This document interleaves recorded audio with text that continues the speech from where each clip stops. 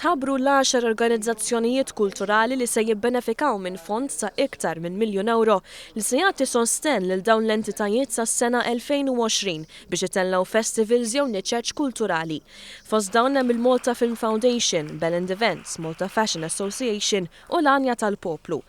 Il-Kunsill Malti għall-Arti jażel dawn l-organizzazzjonijiet ta' bażi tal-ħolqien u l-kwalità tal-avvenimenti li jtellaw biex jassiguraw li l-fondi jitqasmu b'mod xieraq.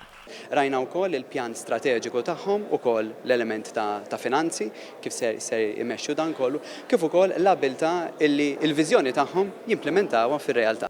Il-qasam kreattiv huwa wieħed promettenti f'Malta li huwa parti minn dak li għamilna Maltin.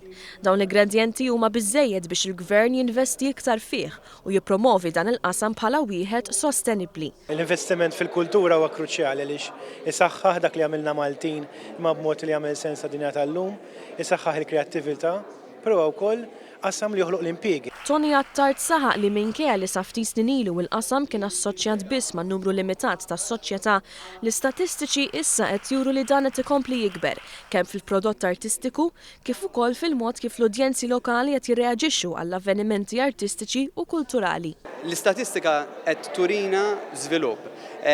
Żvilupp f'termini ta' udjenzi, żvilupp f'termini ta' impjiegi, ta' tkabbir ekonomiku, ġifieri it-tkabbir huwa kostanti, huwa pożittiv.